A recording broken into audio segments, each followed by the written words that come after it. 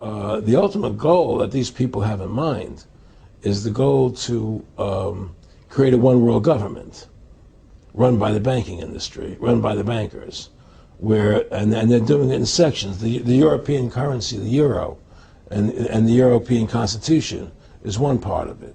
Now they're trying to do it in America with the North American Union, right? And they want to create a new currency called the Amero, right?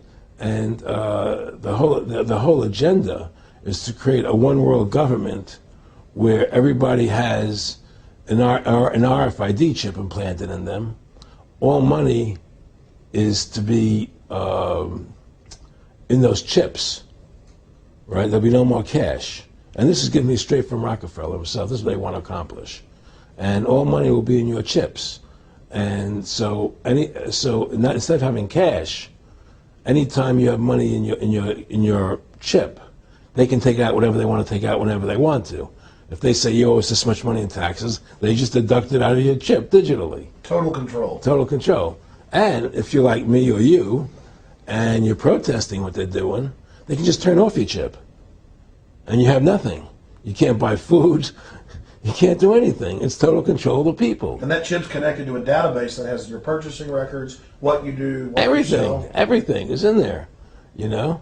And so they want a one world government controlled by them, everybody being chipped, all your money in those chips, and they control the chips, and they control people, and you become a slave, you become a serf to these people. That's their goal, that's their intentions. Eric, can you be specific about when you met Rockefeller, how it happened in these discussions?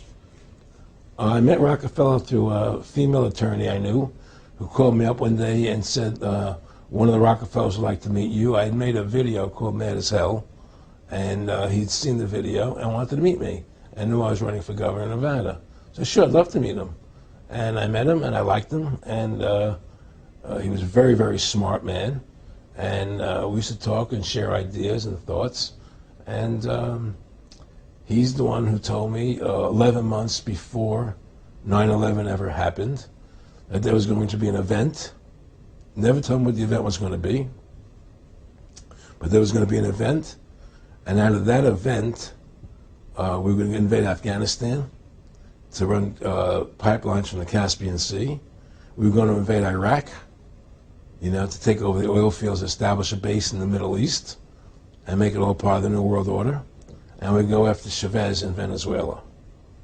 And sure enough, later, 9/11 happened. And I remember he was telling me how you're going to see soldiers looking in caves for people in Afghanistan and Pakistan and all these places. And there's going to be this war on terror, which is no real enemy.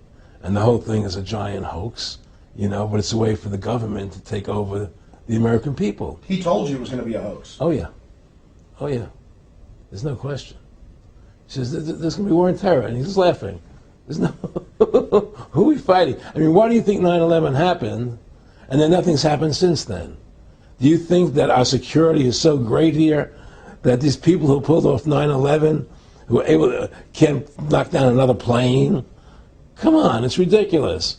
9/11 was done by people in our own government and our own banking system to perpetuate the fear of the American people into subordinating themselves to anything the government wants them to do. That's what it's about, and to create this war, this endless war on terror. And that's why and that was the first lie. And the next lie was going into Iraq, you know, to get Saddam Hussein out with his weapons of mass destruction.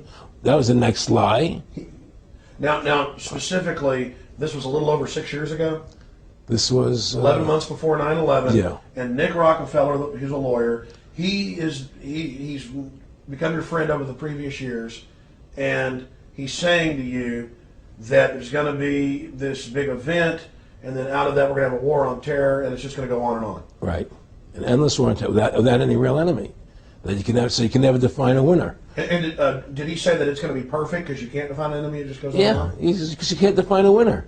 There's no one to beat, so it goes on and on forever.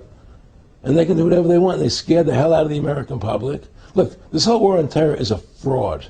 It's a farce. It's very difficult to say it out loud because people are intimidated against saying it. Because if you say it, they want to make you into a nutcase. Let's But be the truth has to come out. That's why I'm doing this interview. The fact of the matter happens to be that the whole war on terror is a fraud. It's a farce. Yeah, there's a war going on in Iraq because we invaded Iraq. And people over there fighting, you know. But the war on terror, it's a joke, you know. And until we discover what really happened on 9/11 and who was responsible for 9/11, because that's where the war on terror emanates from. That's where it comes from.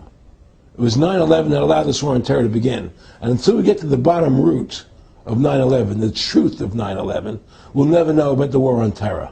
Aaron, you said that he was, and I think it's important, and I know this about the Rockefellers from Dr. Dennis Cuddy and many others who literally, you'll be 20 years old in a lunch line at college, and there's David Rockefeller. And they're experts at recruiting and getting what they call players, and that clearly he was, I want to make it specific and just get you to reiterate what you said last night about you got 30% of the vote, you were having an effect, you made mad as hell, they knew that you'd started the Constitution Party, they knew that you were somebody who was taking action and getting things done, you'd already made some big films, had a lot of other successes, right. So they were trying to recruit you, and didn't it come down to the point of, hey, we are here to recruit you, and don't worry, your chip's going to say, don't mess with us. You know, this guy's don't touch. Yeah, yes, that did happen. Now, I was definitely being recruited, but it's more subtle than that. Well, in your words, just go through the process, and then what he said. Well, what it is remember, we were friends, and he used to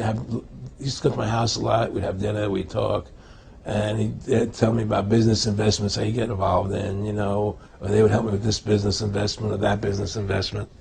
And was I interested in joining the Council on Foreign Relations?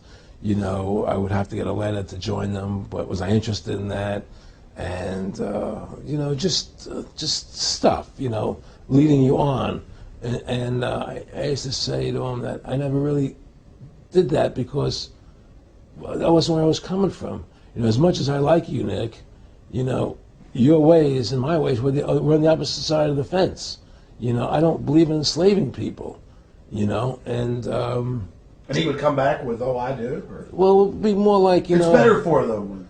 Well, it's more like, you know, how do I put it? It was like, what do you care about them? What do you care about those people?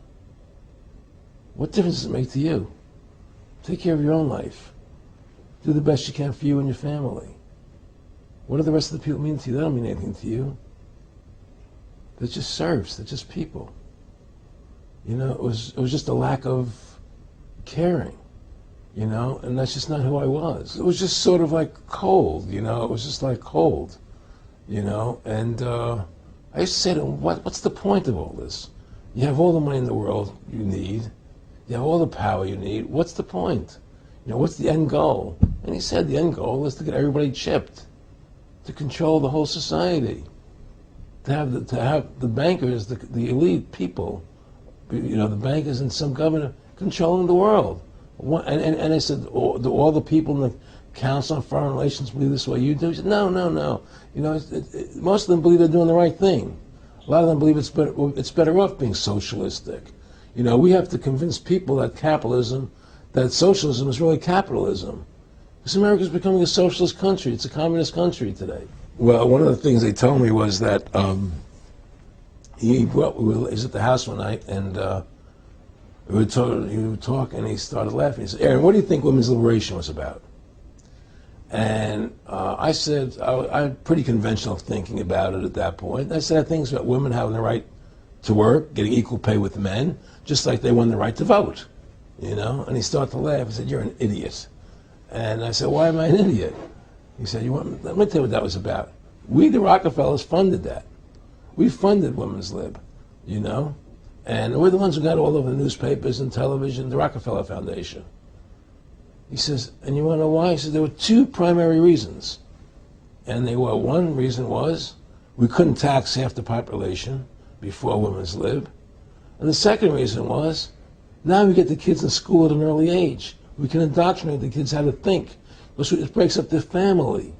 The kids start looking at the state as the family, as the school, as the officials, as their family, not as the parents teaching them. And so those are the two primary reasons for women's lib, which I thought up to that point was a noble thing. You know, when I saw their intentions behind it, where they were coming from when they created it, the thought of it, I saw the evil behind what I thought was a noble venture.